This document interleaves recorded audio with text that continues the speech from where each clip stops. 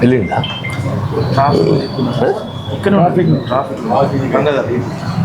నేనే ట్రాఫిక్ నడిచి వచ్చిన.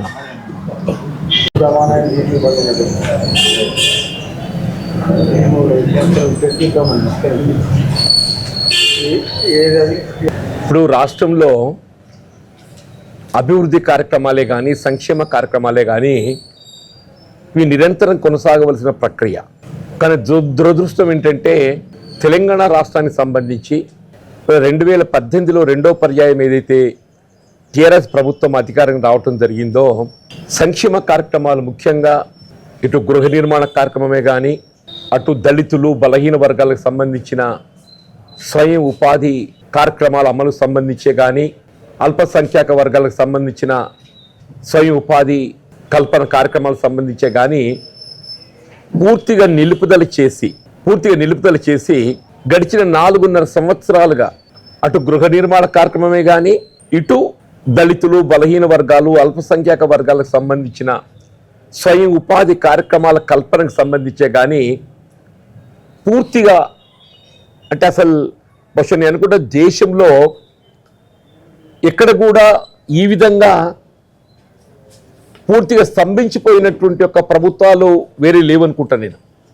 కేవలం తెలంగాణ రాష్ట్రం మాత్రం ఏదైతుందో ఇలా దళితులు బలహీన వర్గాలు అల్పసంఖ్యాక వర్గాలకు సంబంధించిన స్వయం ఉపాధి కార్యక్రమాల కల్పన అంశం అనేది పూర్తిగా స్తంభింపజేసిందని చెప్పి అంటున్నాను.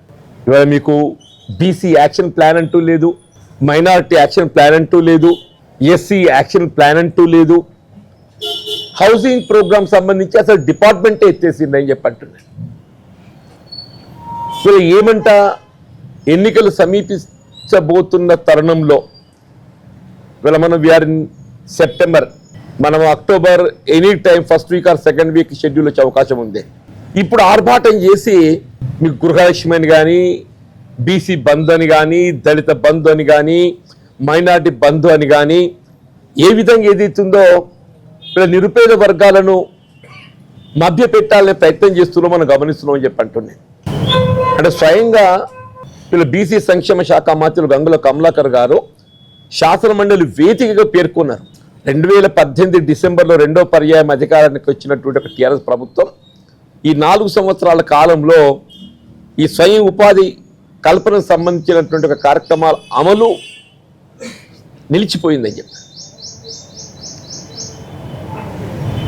అట్లాగే గృహలక్ష్మి గృహ నిర్మాణ కార్యక్రమానికి సంబంధించి కూడా తెలంగాణ రాష్ట్రం ఏర్పాటు కాబడడంతో వీళ్ళ ఏమంటే డబుల్ బెడ్రూమ్ ఇండ్ల నిర్మాణ కార్యక్రమాన్ని ప్రాధాన్యతతో నిర్మాణం చేపట్టబడడం జరుగుతుంది.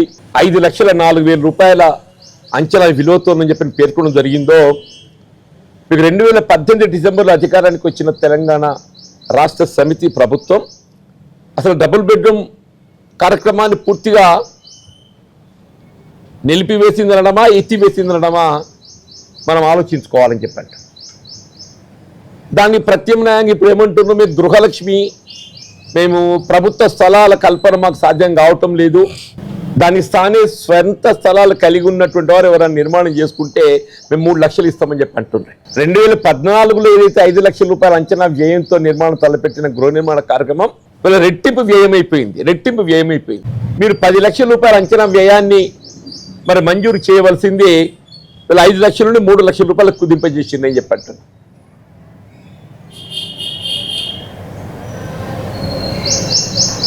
వీళ్ళ పట్టణాభివృద్ధి శాఖ మంత్రులు కేటీ రామారావు గారు ఏదైతుందో చాలా గొప్పగా చెప్పిండ్రే. హైదరాబాద్ నగరంలో ఏదైతే డబుల్ బెడ్రూమ్ ఇండ్ల నిర్మాణ పంపిణీ కార్యక్రమం సందర్భంగా ఇండ్ల నిర్మాణ లబ్ధిదారుల ఎంపికకు సంబంధించి ప్రజాప్రతినిధుల జోక్యం లేకుండా పారదర్శకంగా మేము డ్రా సిస్టంతో, ఆ దట్టు కంప్యూటర్ డ్రా సిస్టంతో లబ్ధిదారులు ఎంపిక చేస్తామని చెప్పాను అన్నారే. మరి కంప్యూటర్ డ్రా సిస్టమ్ అనేది లబ్ధిదారుల ఎంపిక కేవలం హైదరాబాద్ నగరానికే పరిమితమా, లేక రాష్ట్రంలో ఏదైతుందో మీరు అమలు చేయతలపెట్టే గృహలక్ష్మి కార్యక్రమానికి సంబంధించి ఇతర లబ్ధిదారులు కూడా ఇది వర్తింపజేయబడుతుందా? అసలు ఈ గృహలక్ష్మి లబ్ధిదారుల ఎంపిక మీరు ఏ విధంగా చేయబోతున్నారు?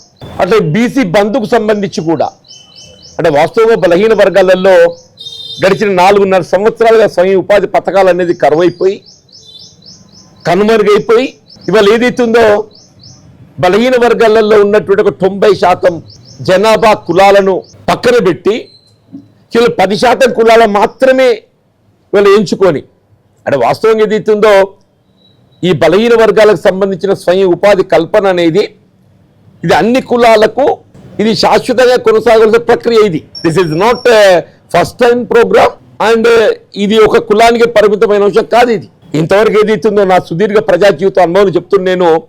ఎప్పుడైనా కానీ బలహీన వర్గాలకు ఏదైతే మీరు స్వయం ఉపాధి కల్పన కార్యక్రమం అమలు చేయ తలపెట్టడం జరుగుతుందో అది అన్ని కులాలకు ప్రాధాన్యత ఇవ్వడం జరిగింది. వీళ్ళు ఏమైపోయింది, మీకు గీతా కార్మికులు కనుమరుగైపోయిండ్రు, నేత కార్మికులు కనుమరుగైపోయిండ్రు, మత్స్య కార్మికులు కనుమరుగైపోయిండ్రు, గంగపుత్రులే కానీ ముచ్చిరాజులే కానీ ఈ విధంగా ఏదైతే వివిధ కులవృత్తులకు సంబంధించినటువంటి ఒక ప్రధాన వర్గాలన్నీ కూడా పక్కన పెట్టేశారే.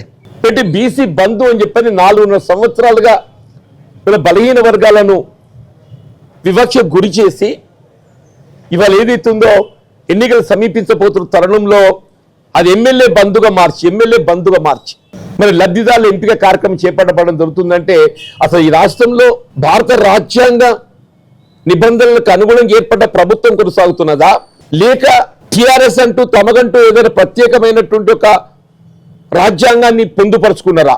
వీళ్ళు ఏ ప్రభుత్వం కానీ, కేంద్ర ప్రభుత్వం కానీ, రాష్ట్ర ప్రభుత్వం కానీ చెప్పంటూ నేను భారత రాజ్యాంగ నిబంధనలకు అనుగుణంగా లబ్ధిదారుల ఎంపిక అనేది పారదర్శకతగా ఏ విధమైన అవకతవకలకు తావు లేకుండా మరి చేపట్టవలసినటువంటి లబ్ధిదారుల ఎంపిక భారత రాజ్యాంగ నిబంధనలను త్రోసి పక్కన పెట్టి కేవలం ఎమ్మెల్యే బంధుగానే పరిగణిస్తూ ఎమ్మెల్యే బంధుగానే దాని పరిగణలో తీసుకుంటూ ఆశ్చర్యం కలుగుతుందని చెప్పంటున్నాను.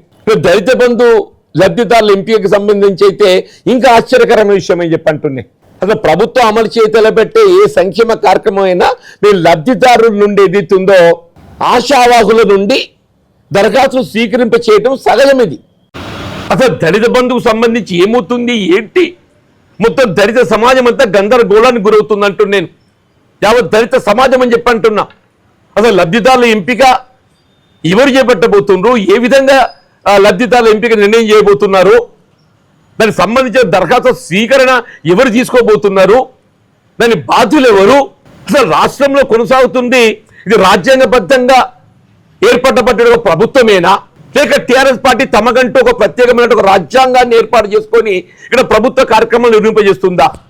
ఇక్కడ ఏ గ్రామం మీద ఏదైతుందో అసలు కార్యక్రమం అమలు పట్ల ఏదైతుందో ఇంతవరకు మాకు తెలియకపోయివే. పాత్రికేయ సోదరులు మీకేం తెలుసు అంటున్నాను. వీళ్ళు పాత్రికేయ సోదరులు ఫోర్త్ ఎస్టేట్ అని చెప్పంటున్నా. ఈ ప్రజాస్వామ్య పరిరక్షణలో మీడియా పాత్రికేయ సోదరులది ఎలక్ట్రానిక్ కానీ ప్రింట్ మీడియా పాత్ర ప్రధానమైందని చెప్పంటున్నాను. మరి అటువంటి ఒక మీడియాకు కూడా కళ్ళుగప్పి అసలు ప్రభుత్వం ఏం చేయబోతుంది, ఏం చేస్తుందని నేను అడగదలుచుకున్నాను చెప్పంటున్నాను. మీకు ఇంకో 15 రోజులైతే ఎన్నికల షెడ్యూల్ ప్రకటన వెలువడుతుంది. ఇంతవరకు షెడ్యూల్ మన లబ్ధిదారుల ఎంపికకు సంబంధించినట్టు అప్లికేషన్ కాల్ఫర్ చేయడానికి మీకు నోటిఫికేషన్ లేదు. ఎవరా లబ్ధిదారులు, ఏ విధంగా ఎంపిక చేయబోతున్నారు?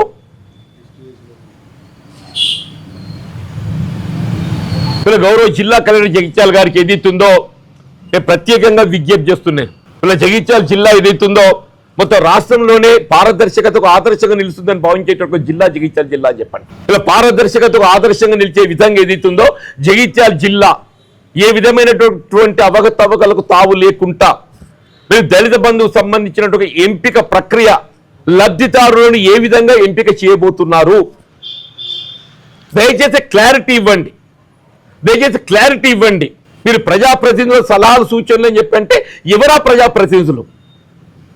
ప్రజాప్రతినిధులు? క్షేత్రస్థాయిలో బాధ్యత నిర్వర్తించిన ఒక సర్పంచ్లా, లేక పార్లమెంట్ సభ్యులా, శాసనసభ్యులా, శాసన మండలి సభ్యులు ఎవరా public representative? There must some clarity అందరు పబ్లిక్ రిప్రజెంటేటివ్స్ అనేది. దయచేసి అదర్వైజ్ యూ సీ క్లారిఫికేషన్. గౌరవ జిల్లా కలెక్టర్ గారిని విజ్ఞప్తి చేస్తున్నాను. మీకేదైతుందో స్పష్టత అందులో కాను రాకున్నట్టయితే you can see clarification. Who are their public representatives, how to get select the Dalit Bandhu beneficiaries. మీరు 4.5 సంవత్సరాలు కుంభకర్ణుడు నిద్రపోయి ఎన్నికల ప్రకటన వెలువడబోతున్న తరుణంలో ఏదో చేయబోతున్నట్టు వీళ్ళు తమ తప్పిదాలన్నింటికి ఏదైతుందో వీళ్ళు కప్పిపుచ్చుకునే విధంగా 4.5 ఏళ్లలో ఇంటికి ముగ్గు పోయారు. ఇలా మీరు గృహలక్ష్మి పత్రం చేతిలో పెట్టినా కానీ unless you built the house నిర్మాణం చేపడితేనే కానీ నీకు లబ్ధి అనుకునే అవకాశం లేదు. నువ్వు నెల రోజుల లోపల ఏం నిర్మాణం చేపడతావే? నువ్వు 22-23 ఆర్థిక సంవత్సరానికి సంబంధించి దయచేసి నేను గతంలో పేర్కొన్న మళ్ళొకసారి పేర్కొంటున్నాను, జగిత్యాల దళిత సమాజం పక్షాన మీరు దళిత బంధు ఏదైతే అమలు తలపెడుతున్నారో మీరు అవలంబించబోతున్న విధి విధానాలు ఏంటి? ప్రభుత్వం అమలు చేయదలబట్టే ఏ సంక్షేమ కార్యక్రమం అయినా కానీ లబ్ధిదారుల నుండి దరఖాస్తులు స్వీకరింపు చేయటం ఇది సహజ మౌలిక సూత్రం. ఇది మీరు దళిత బంధుకు సంబంధించి ఏదైతే ఉందో మీరు ఆశావాహుల నుండి మీరు అప్లికేషన్స్ కాల్ఫర్ చేశారా? చేసే దయచేసి వివరాలు మీరు పత్రికా ముఖంగా వెల్లడించండి. అదర్వైజ్ పబ్లిక్ రిప్రజెంటేటివ్స్ నిర్వచనం ఏంటి? మీరు ఎవరి సలహాలు సూచనలకు అనుగుణంగా ఇవాళ మీరు దళిత బంధు లబ్ధాలను ఎంపిక చేయబోతున్నారు? దయచేసి స్పష్టత చేసే బాధ్యత గౌరవ జిల్లా కలెక్టర్ గారిపై ఉందని చెప్పని నేను